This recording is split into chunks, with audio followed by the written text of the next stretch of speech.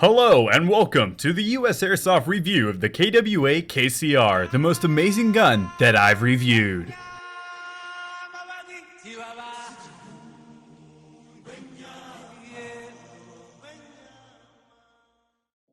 Now, like always, we begin the review with the unboxing. The box itself is normal for KWA, but it does show that .25 gram BBs or heavier BBs should be used with this rifle, and what type of rifle is inside by the label on the box's right side. The right side is also an access point for you to open the box before sliding out the styrofoam insert that holds everything in place. Now let's get into what this package has to offer. First up is the black and white KWA user's manual, which includes everything you need to know to operate your rifle and a parts breakdown list for when any issue arises. And here's the KWA tag you'll receive on the trigger guard, which I removed for this review. Next up is this metal tube-like speed loader that will make loading the included magazine so much easier with its plastic plunger and feed lips. But you can still use a normal speed loader, but expect a lot of resistance from the feed lips on the magazine. The magazine itself, like said before, is a 40 round NS2 magazine with a hefty weight of 2 pounds. This magazine is very gas efficient if I do say, as I was able to get an amazing 76 rounds with the first fill and 82 rounds with the second fill. This magazine is also marked with the expected KWA trades on its sides, but contains a special feature under its base plate. After pressing the small button and sliding the base back, you'll find this small plastic tool which possesses 2 prongs. This tool is useful if you wish to continue to fire a rifle even if the magazine is void of BBs, as when inserted into these grooves and turning it to the right, the follower in the magazine will lower so as not to activate the bolt catch. After the magazine, a barrel cap, a front sight adjustment tool, and a long jamming rod will finish up the other small pieces. Now that those pieces are out of the way, we can move on into the rifle itself. Comprised of CNC aluminum, this KWA AKG weighs in at 6.5 pounds and is a much more universal take on the common AK. Included at the barrel's end is an M4 flash hider with 14mm counterclockwise threads underneath. Moving back a tad, a 3-sided Picatinny rail can be taken advantage of by grips, flashlights, lasers, or just rail covers if you wish to cover them. But I will say that this rail setup clearly has some wobbles, as you can plainly hear. You can hear this wobbling as you move the rifle around, just like the legendary ping of the rear sling mount of a SEMA AKS-74U. However, unlike a normal AK, this KCR features an M4 style front sight and a peephole aperture in the back that has been placed further back than a normal AK and more like a Galil. The KCR also features both an AK side mount for optics and another Picatinny rail, which gives you even more options for personalization. Now here's one of my favorite features about this gas gun. This selector, like my favorite rifle, also changes the right hand selector, making fire mode so much easier to switch from and into. But if this was no problem KWA to make this selector, why didn't they simply make the first gas blowback Galil? Just imagine how crazy that would be. I mean, come on, you elongated the gas tube, parted the sights further apart, and added an ambidextrous fire selector. Was it too much to get the Galil knocked out of the park? I shouldn't complain, as I hardly know at all what goes into the production of these rifles, but I do know that it costs an upwards of $100,000 easily just to get the molds for any production rifle. So maybe we should really think about that next time we complain about a rifle not being made yet. Or any gun for that matter. But moving back into the KCR, the rifle features an M249 pistol grip with a small compartment that can be accessed underneath. From here you can store anything if you wish to, as long as it fits inside.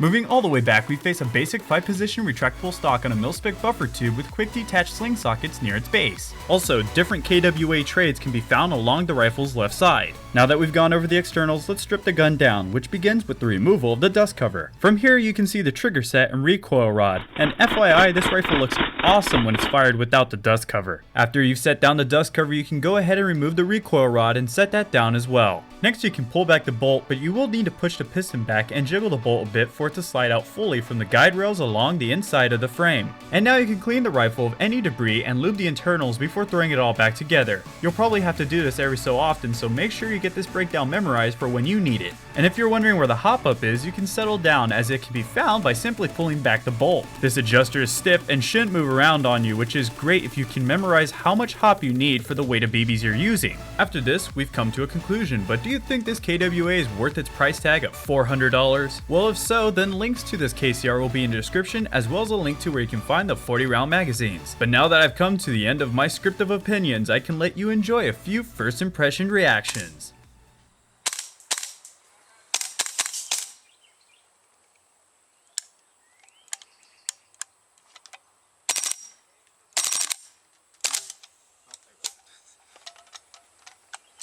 There might already be a BB in there. That's Simi.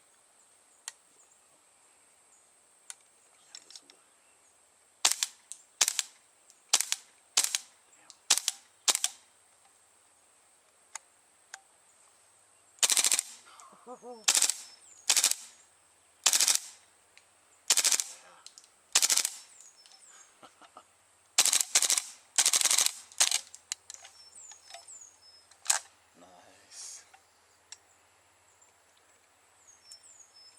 Got my thumbs up.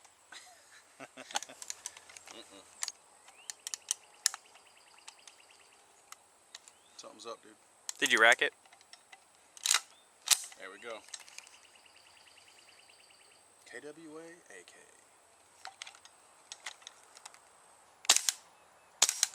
Woo!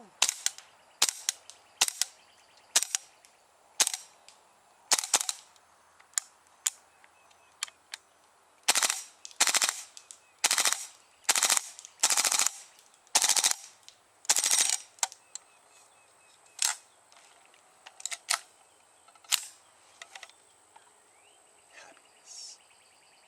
Where's the...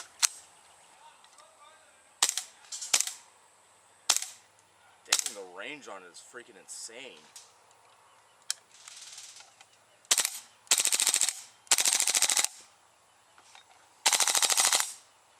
Dude.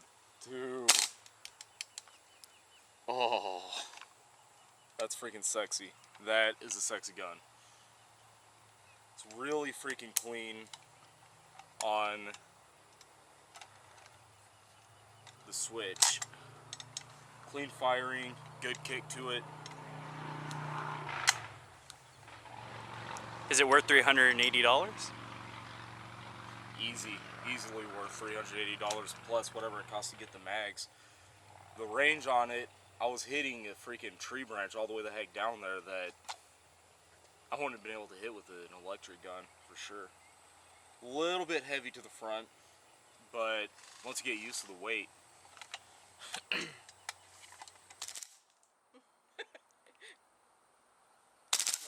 Goes higher. Okay, I'm getting it now. She's winning this arm. This can't use the sights, but I figured it out. So I was shooting at the red piece of wood over there, and what? Give me your hand. Give her your hand. See, this is why I don't do this. Stand there laughing at me like that. Well, that's the end of this review, but thank you all for watching. Be sure to spank that like button hard as we have another shopping spree giveaway coming within the next 2 weeks. But until the next video drops, I'll be sure to see you all next time.